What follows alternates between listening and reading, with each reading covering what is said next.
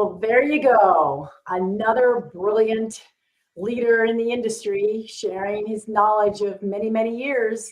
And he definitely deserves the position he's in to handle U.S. Travel Association. We're delighted that we even had the opportunity to talk with him. But obviously, he's got students on his top priority list.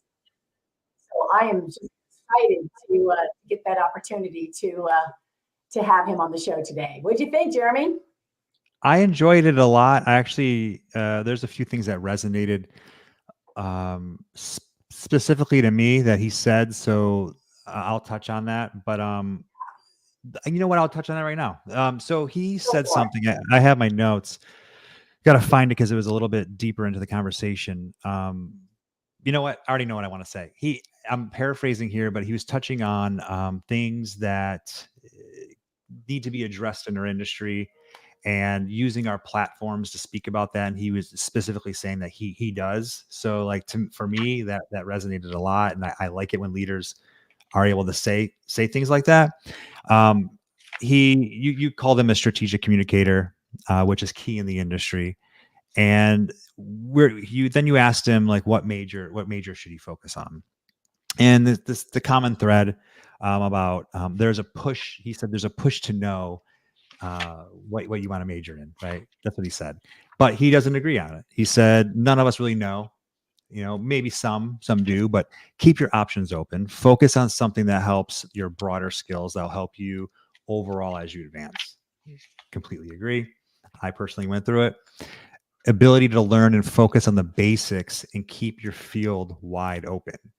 So keeping, maybe if you don't know exactly what you want to major in, find a major where it can touch on a lot of different niches and a lot of industries. Like volunteering, you touched on that. He's very involved, wants to be in the know.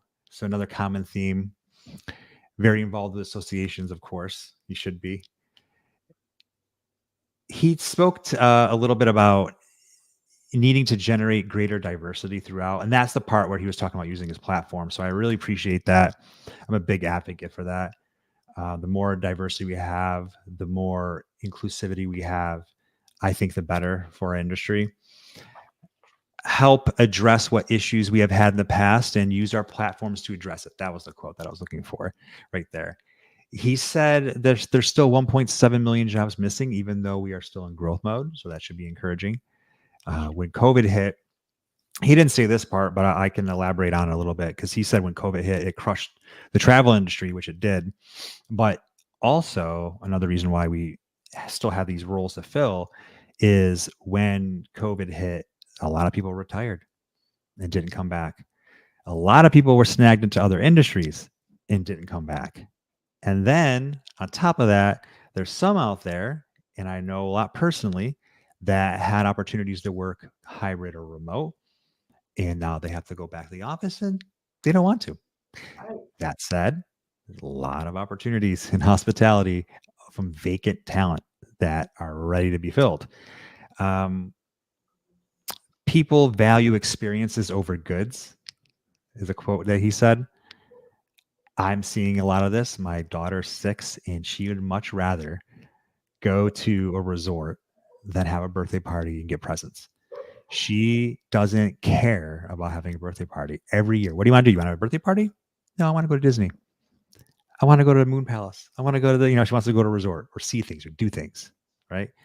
So I'll say one more thing before I pull you in because I personally relate to this. You talk about leisure travel and I didn't know this and I do this. So that's what I thought was cool about it. He mentioned leisure travel when he came up. Business travel is now being wrapped in with leisure. Leisure wasn't like that prior to the pandemic, and not really. I mean, maybe a little bit, but not like it is now. I kid you not, when I go on like business trips, every time I tell my wife, "Hey, I gotta go to Dallas. Hey, I gotta go to San Diego. Hey, I gotta go to Vegas. Do you want to go? Does Junie have some days off? Want to go?" Every time. And if I have the opportunity, if it makes sense with their schedule, if they have time available, I will wrap it in. I will go there a day early. I'll go to my conferences and then I will like spend time with them on Friday because conferences normally that Friday's a half day, and you just dip out of the conference and you're there the weekend. And he said that, and I'm like, oh my God, I totally do that. And I know my colleagues do that. I never thought about that. How cool is that? Yeah, yeah, yeah. He's a wise man, and he definitely put his heart and soul out there to the students, letting them know the ins and outs. And I tell you, he with his background and the knowledge that he has and the connections he has, he definitely is one to reach out to, because the U.S. Travel Association is worldwide. Even though it just says U.S., it affects every country out there on what the U.S. does, and to know the ins and outs of travel is part of everybody's job. So you'll see him and his staff at every event, every conference. They're out there quite a bit, and they're based out of DC. So it is a high uh, visibility type of organization. Um, Yeah.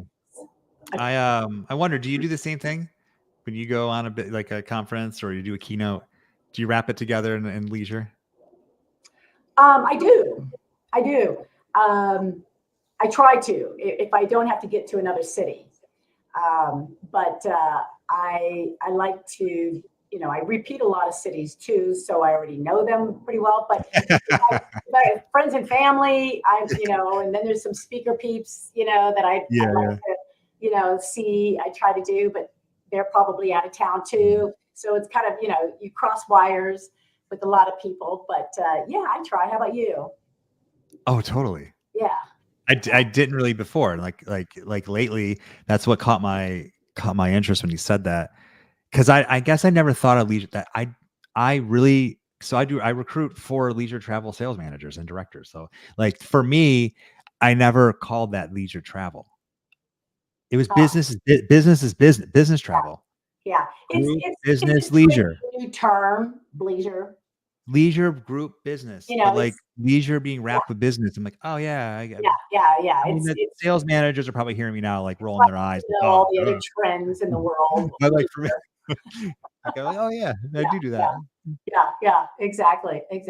But yeah, if you're a numbers person, or if you like math, he's a good one to talk to because he's got to know all those numbers, all the I don't data. like math, but I'll use his resources to get those numbers. Yeah. Right? Well, and Derek Johnson mentioned it earlier in the show. Data is important.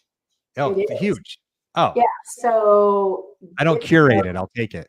yeah, I don't like it either, but I think that's why I never really grew into his position type of position. It's like you got to know those numbers. Yeah, we need to in recruiting. We got to know our metrics, but like, um, as far as sitting there and like crunching them, I'll gather the data and use it. But, ugh.